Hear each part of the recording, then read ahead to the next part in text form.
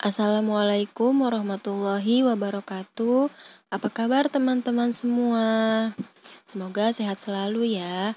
Kami dari kelompok 3 akan membahas tentang sejarah pendidikan nasional.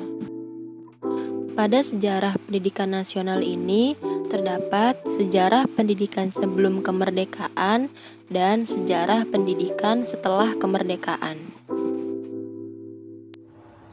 Pendidikan di Indonesia sebelum kemerdekaan.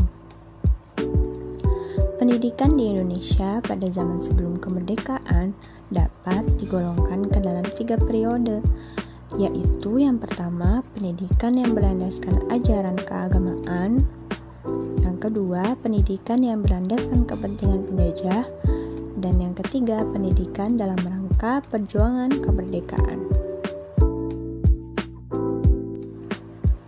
Pendidikan Hindu-Buddha.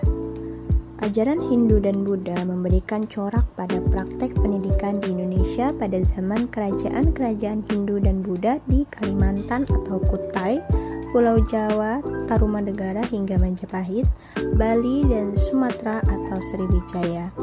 Pada periode awal perkembangannya, agama Hindu-Buddha di Nusantara, sistem pendidikan sepenuhnya bermuatan keagamaan yang dilaksanakan di biara-biara atau padepokan. Pada perkembangan selanjutnya, muatan pendidikan bukan hanya berupa ajaran keagamaan, melainkan ilmu pengetahuan yang meliputi sastra, bahasa, filsafat, ilmu pemerintahan, tata negara, dan hukum. Pendidikan bercorak Hindu-Buddha semakin pudar dengan jatuhnya kerajaan Majapahit pada awal abad ke-16 dan pendidikan dengan corak Islam dalam kerajaan-kerajaan Islam datang menggantikannya. Pendidikan Islam. Pendidikan berlandaskan ajaran Islam dimulai sejak datangnya para saudagar asal Gujarat India ke Nusantara pada abad ke-13. Di Pulau Jawa, pusat penyebaran Islam membentang mulai Banten, Cirebon, Demak, hingga ke Gresik. Lama-kelamaan, bersamaan dengan pudarnya kerajaan-kerajaan Hindu, ajaran Islam makin berkembang dengan baik di pesisir maupun di pedalaman pulau-pulau Jawa dan Sumatera. Di Pulau Jawa dan Sumatera yang penduduknya lebih dahulu mengadakan kontak dengan pendatang dari luar Indonesia, terutama dari Cina, India, dan Indochina, didapati pendidikan agama Islam di masa para kolonial dalam bentuk pendidikan di surau atau langgar, pendidikan di pesantren, dan pendidikan di madrasah. Praktek pendidikan di langgar dan di pesantren berbeda dengan cara mengajar di sekolah-sekolah modern yang menggunakan sistem yang formal dan berjenjang. Pendidikan di Indonesia baru mengenal sistem berjenjang yang formal sejak masuknya pengaruh Belanda. Namun, hingga datangnya kolonial Belanda dan bahkan hingga sekarang, ketiga corak pendidikan Islam, yaitu pendidikan di langgar, pesantren, dan madrasah, tetap bertahan. Pendidikan Katolik dan Kristen Protestan. Pendidikan Katolik berkembang mulai abad ke-16 melalui orang-orang Portugis yang menguasai Malaka. Misi mereka yang dikenal dengan misi suci dilaksanakan bersama-sama dengan misi pencarian rempah-rempah. Segera setelah mereka menduduki suatu daerah atau pulau, usaha pertama yang dilakukannya adalah menjadikan penduduk setempat sebagai pemeluk Katolik Roma. Kekuasaan Portugis tidak berlangsung lama, hanya sekitar setengah abad karena diusir oleh Spanyol. Kemudian Spanyol menyebarkan agama Kristen Protestan dan mengembangkan sistem pendidikannya sendiri yang bercorak Kristen Protestan.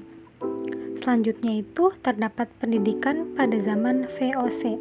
Sebagaimana bangsa Portugis sebelumnya, kedatangan bangsa Belanda ke Indonesia pada abad ke-16 mula-mula untuk tujuan dagang dengan mencari rempah-rempah dengan mendirikan VOC. Misi dagang tersebut kemudian diikuti oleh misi penyebaran agama yang terutama dilakukan dengan mendirikan sekolah-sekolah yang dilengkapi asrama untuk para siswa.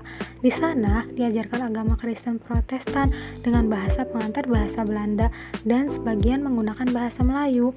Pada awal abad ke-16, VOC mendirikan sekolah di pulau-pulau Ambon, Banda, Lontar, dan Taulad. Pada periode berikutnya, didirikan pula sekolah-sekolah dengan jenis dan tujuan beragam. Pendirian sekolah-sekolah tersebut terutama diarahkan untuk kepentingan untuk mendukung visi VOC di Nusantara.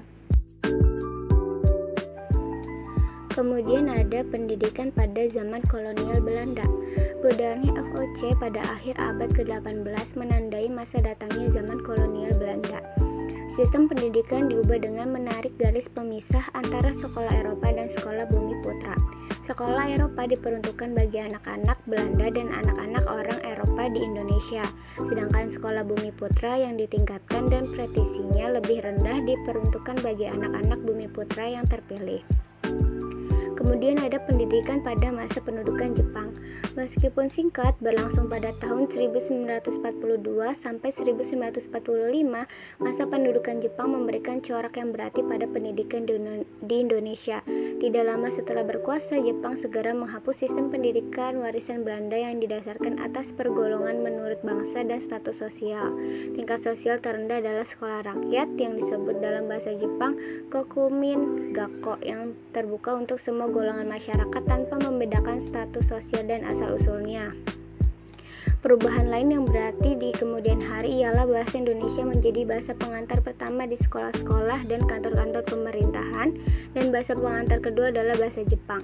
Sementara itu, bahasa Belanda dilarang sama sekali untuk digunakan baik di sekolah-sekolah maupun di kantor-kantor. Sejak saat itu, bahasa Indonesia berkembang pesat sebagai bahasa pengantar dan bahasa komunikasi ilmiah. Tujuan utama pendidikan pada masa pendudukan Jepang diarahkan untuk mendukung pendudukan Jepang dengan menyediakan tenaga kerja kasar secara cuma-cuma yang dikenal dengan romusa. Di sekolah, para siswa mengikuti latihan fisik baris berbaris meniru tentara Dai Nippon, latihan kemiliteran disertai indoktrinasi yang intinya kesetiaan penuh pada Kaisar Jepang. Selanjutnya, pendidikan di Indonesia setelah kemerdekaan tahun 1945 hingga 1969. Setelah diproklamasikannya kemerdekaan, pemerintah Indonesia yang baru dibentuk menunjuk Bapak Ki Hajar Dewantara, pendiri Taman Siswa, sebagai Menteri Pendidikan dan Pengajaran mulai 19 Agustus sampai 14 November 1945. Kemudian diganti oleh Mr. Dr. T.G.S.G. mulai dari tanggal 14 November 1945 sampai dengan 12 Maret 1946. Tidak lama kemudian, Mr. Dr. T.G.S.G. mulai diganti oleh Bapak Muhammad Syafi'i dari 12 Maret 1946 sampai dengan 2 Oktober 1946. Karena masa jabatan yang umumnya amat singkat, pada dasarnya tidak banyak yang dapat diperbuat oleh para menteri tersebut. Selanjutnya, tujuan dan kurikulum pendidikan. Dalam kurun waktu 1945 sampai 1969, tujuan pendidikan nasional Indonesia mengalami 5 kali perubahan, sebagaimana tertuang dalam Surat Keputusan Menteri Pendidikan, Pengajaran, dan Kebudayaan Mr. Suwandi, tanggal 1 Maret 1946. Tujuan pendidikan nasional pada masa awal kemerdekaan amat menekankan penanaman jiwa patriotisme. Hal ini dapat dipahami karena pada saat itu bangsa Indonesia baru saja lepas dari penjajah yang berlangsung selama ratusan tahun, dan masih ada gelagat bahwa Belanda ingin kembali menjajah Indonesia. Oleh karena itu, penanaman jiwa patriotisme melalui pendidikan dianggap merupakan jawaban guna mempertahankan negara yang baru diproklamasikan. Sistem persekolahan. Sistem pendidikan di Indonesia pada awal kemerdekaan pada dasarnya melanjutkan apa yang dikembangkan pada zaman pendudukan Jepang. Sistem ini meliputi 3 tingkatan, yaitu pendidikan rendah, pendidikan menengah, dan pendidikan tinggi. Pendidikan rendah adalah sekolah rakyat atau yang disingkat SR dan selama 6 tahun. Pendidikan menengah terdiri dari sekolah menengah pertama dan sekolah menengah tinggi. Sekolah menengah pertama yang berlangsung 3 tahun mempunyai beberapa jenis, yaitu sekolah menengah pertama atau yang biasa disebut SMP sebagai sekolah menengah pertama umum, kemudian sekolah teknik pertama atau STP, kursus kerajinan negeri atau KKN, sekolah dagang, sekolah kepandaian putri SKP sebagai sekolah menengah pertama kejuruan, serta sekolah guru B SGB dan sekolah guru C SGC sebagai sekolah menengah pertama keguruan. Sekolah menengah tinggi berlangsung 3 tahun, meliputi sekolah menengah tinggi SMT sebagai sekolah menengah umum dan sekolah kejuruan berupa sekolah teknik menengah atau yang disebut STM, sekolah teknik ST, sekolah guru kepandaian putri SGKP, dan sekolah guru A, SGA, dan kursus guru. Kemudian yang C, perkembangan jumlah siswa. Berbeda dengan pada zaman kolonial Belanda yang membedakan kesempatan belajar atas dasar ras dan asal-usul keturunan, pada zaman kemerdekaan, kesempatan belajar dibuka untuk semua orang, baik melalui jalur sekolah maupun luar sekolah. Hal ini sejalan dengan bunyi pasal 31 ayat 1 Undang-Undang Dasar 1945 bahwa tiap-tiap warga negara berhak mendapatkan pengajaran.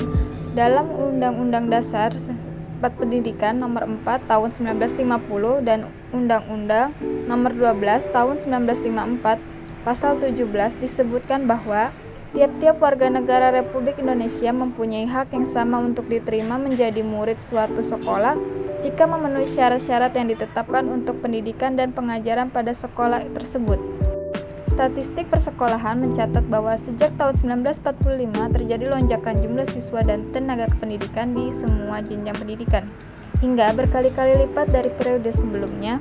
Untuk pembelajaran rakyat yang pada umumnya masih buta huruf pada masa-masa awal kemerdekaan, pada tanggal 1 Juni 1946 dibentuk Bagian Pendidikan Masyarakat pada Kementerian Pendidikan, Pengajaran dan Kebudayaan yang bertugas 1. Memberantas buta huruf, 2. Menyelenggarakan kursus bahasa umum, 3. Mengembangkan perpustakaan rakyat.